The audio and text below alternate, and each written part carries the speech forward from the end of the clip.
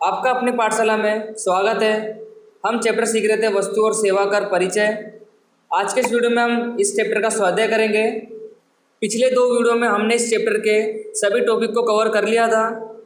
Chapter में से कुछ सवाल और बड़े क्वेश्चन नहीं पूछे जाते हैं, केवल आपको कुछ एमसीक्यू और एक एक वाक्य के प्रश्नों को याद कर लेना है। यही आपके एग्जाम में पूछे जाएंगे, ठीक है। सवाल हमारे किसके अंदर आएंगे? वसिक के रोज नामचा में, तो उसको आपको ध्यान से सीखना रहेगा। शुरू करते हैं। पहला क्वेश्चन लिखा है योग्य विकल्प पसंद कीजिए। पहला क्वेश्चन यहाँ पे लिखा हुआ है वसेक में केंद्र और राज्य सरकार के समाविष्ट होते करों में खाली जगह का समावेश होता है। तो चैप्टर के पहले पेज पे इसका आंसर है जो परोक्ष कर थे, ठीक है। परोक्ष कर, केंद्र सरकार के परोक्ष कर और राज्य सरकार के परोक्ष करों को वसेक में समाविष्ट कर दिया गया है। तो इसका आंसर क्या बनेगा? अ। दूसरा यहाँ पे लिखा हुआ है निम्नलिखित में से राज्य सरकार का कौन सा परोक्ष कर वसक में पहले से था? क्या लिखा है? राज्य सरकार। तो आपको पता है कस्टम ड्यूटी केंद्र सरकार लेती है, आबकारी शुल्क ये भी केंद्र सरकार लेती है, जबकि सेवा कर है ये भी कौन लेती है? केंद्र सरकार लेती है। केवल राज्य सरकार कौन सा लेती है? मूल्य वृद्धि कर लेती है। इसका आंसर भी पहले पेज पर है चैप्टर के। तो दूसरे का आंसर क्या बनेगा? मूल्य वृद्धि कर। बाकी तीन कौन लेता है? केंद्र सरकार लेती है, ठीक है। क्वेश्चन नंबर 3, निम्नलिखित में से केंद्र सरकार का कौन सा परोक्ष कर वसेक के पहले नहीं था? क्या बोल रहा है? केंद्र सरकार में वसेक के पहले नहीं था। तो कस्टम ड्यूटी वो तो केंद्र सरकार का ही था, आबकारी शुल्क ये भी केंद्र सरकार का ही था, सेवा कर भी केंद्र सरकार का ही था, जबकि जो खरीदी कर ये किसका था? राज्य सरकार का था। तो इसका आंसर क्या बनेगा? डी। अभी हमने ऊपर पढ़ा मूल्य वृद्धि किसका था? राज्य सरकार का। अब यहाँ पूछ रहा है केंद्र सरकार का नहीं था, तो कौन सा नहीं था? खरीदी कर, ठीक है। ये किसका है? राज्य सरकार का है। चौथा क्वेश्चन, वस्तु और सेवा कर के अमल का वर्ष खाली जगह है। सिंपल सा क्वेश्चन, मैंने आपको 2-3 बार बताया था। 1 जुलाई 2017 को वस्तु और सेवा कर यानी जीएसटी अमल में आया था। तो आंसर इसका बनेगा ब। राज्य अथवा केंद्र शासित प्रदेश के अंदर पूर्ति के संदर्भ में निम्नलिखित में से कौन सा सही है? इसका मतलब यहाँ पे पूछ रहा है जब हम अपने ही राज्य में व्यवहार करते हैं तो कौन सा वसेक लागू होता है। तो मैंने आपको बताया था CGST तो आपको देना ही पड़ता है प्लस, तो यहाँ पर कौन सा सही है? अ सही है, ठीक है। CGST प्लस SGST अथवा UTGST। संबंधित राज्य अथवा केंद्र शासित प्रदेश के बाहर किए गए पूर्ति के व्यवहारों के लिए कौन सा कर लागू पड़ता है? ये भी हमने सीखा था। अगर आप अपने राज्य के बाहर व्यवहार करते हो तो केवल एक ही प्रकार का GST देना पड़ता है, संकलित वसेक, ठीक है। संकलित वसेक को हम क्या बोलते हैं? IGST।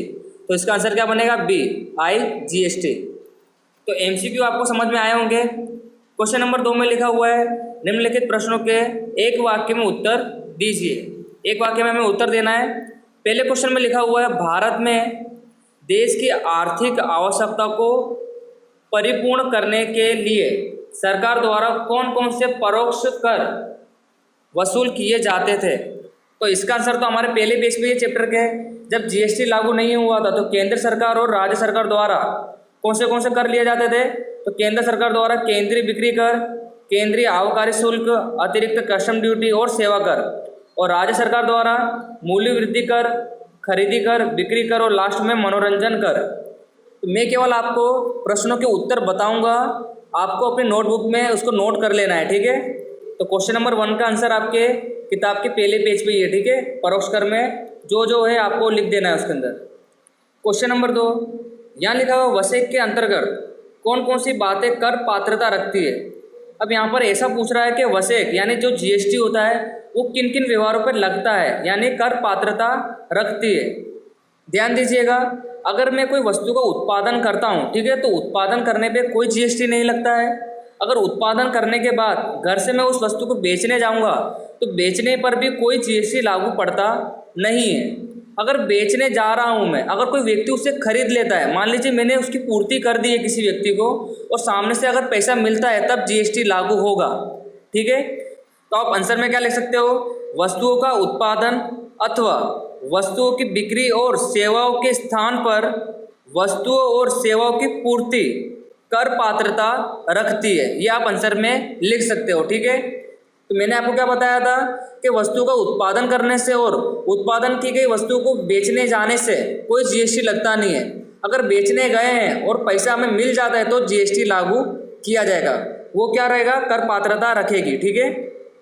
क्वेश्चन नंबर 3, वस्तु और सेवाओं अथवा दोनों की खरीदी बिक्री के संदर्भ में किन शब्दों का उपयोग किया जाता है। तो अभी मैंने आपको बताया ऊपर, वस्तु और सेवाओं अथवा दोनों की खरीदी बिक्री के संदर्भ में पूर्ति शब्द का उपयोग किया जाता है। ठीक है। अगर हम पूर्ति कर देते हैं तो वसेक हम पर लागू पड़ता है। तो खरीदी बिक्री के संदर्भ में किन शब्द का उपयोग होता है, पूर्ति शब्द का उपयोग होता है। ठीक है। तो क्वेश्चन नंबर 3 इजी था। क्वेश्चन नंबर 4 में लिखा हुआ अंतरराज्य पूर्ति व्यवहार अर्थात क्या। तो अंतरराज्य पूर्ति मैंने आपको बताया, अंतरराज्य का मतलब होता है बाहर पूर्ति। अगर हम अपने राज्य के बाहर खरीदी बिक्री करते हैं तो उसे हम क्या कहेंगे, अंतरराज्य पूर्ति व्यवहार कहेंगे। तो आप आंसर में क्या लिख सकते हो, वस्तु अथवा सेवा अथवा दोनों की पूर्ति अपने राज्य अथवा केंद्र शासित प्रदेश के बाहर उपलब्ध कराई जाती है, उसे हम क्या कहेंगे, अंतरराज्य पूर्ति कहेंगे। ठीक है। ये तो इसी था। क्वेश्चन नंबर 5, अंतरराज्य पूर्ति व्यवहार में कौन कौन से वसेक लागू पड़ते हैं। तो इसका आंसर भी आप आसानी से लिख सकते हो। मैंने आपको बताया था अंतरराज्य पूर्ति का मतलब होता है अपने राज्य से बाहर खरीदी बिक्री करना।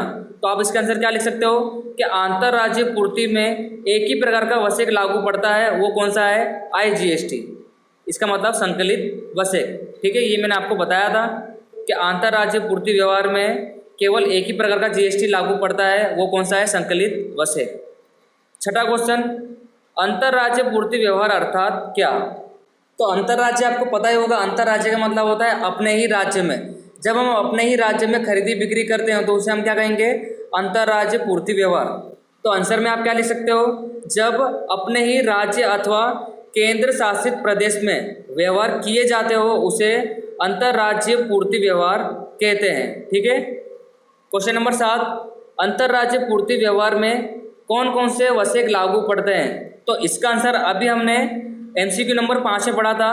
जब हम अपने ही राज्य में व्यवहार करते हैं तो दो प्रकार के GST हमें देने पड़ते हैं। सबसे पहले केंद्रीय वसेक यानी CGST, दूसरा अगर हमारा नॉर्मल राज्य है तो हम SGST देंगे, अगर हम केंद्र शासित प्रदेश से हैं तो हम UTGST देंगे। ठीक है। तो आप आंसर में क्या लिख सकते हो, अंतरराज्य पूर्ति व्यवहार में दो प्रकार के GST लागू पड़ते हैं। सबसे पहला CGST प्लस SGST अथवा UTGST।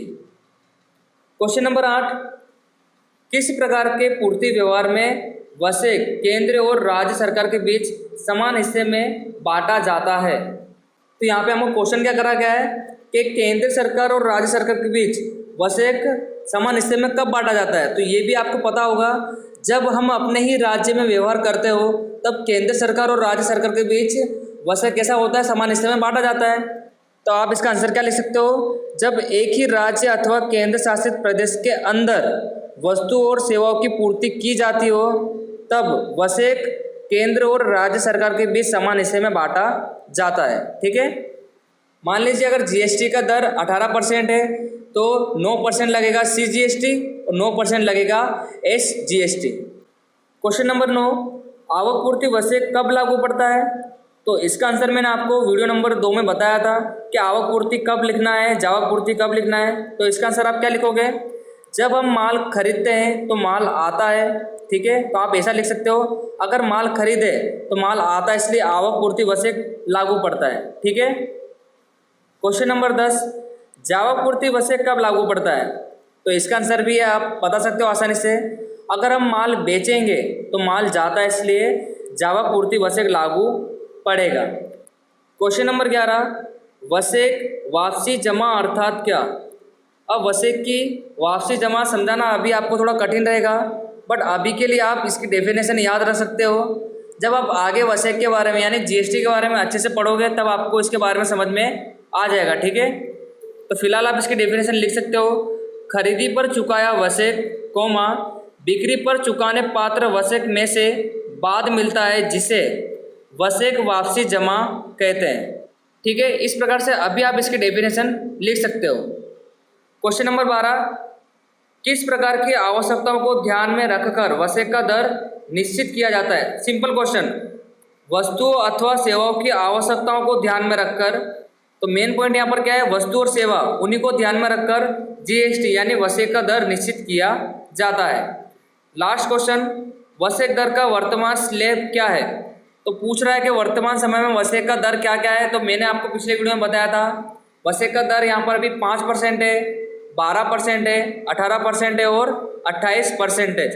ये क्या हुआ, वर्तमान समय में वसेक का स्लैब हुआ। ठीक है, अब क्वेश्चन नंबर 3 में हमें संक्षिप्त में उत्तर देने हैं। तो यहाँ पर पूछा गया कि वसेक के कोई भी 2 लक्षण और लाभ बताने हैं। तो किताब में इसका आंसर दिया गया है, तो आप कोई भी वसेक के 2 लक्षण और लाभ लिख सकते हो आसानी से। ठीक है, तो इस प्रकार इस वीडियो से हमारा ये चैप्टर यहाँ पर ही कंप्लीट होता है। ठीक है, तो फिर से मिलेंगे आपसे नेक्स्ट वीडियो में नेक्स्ट नए चैप्टर के साथ।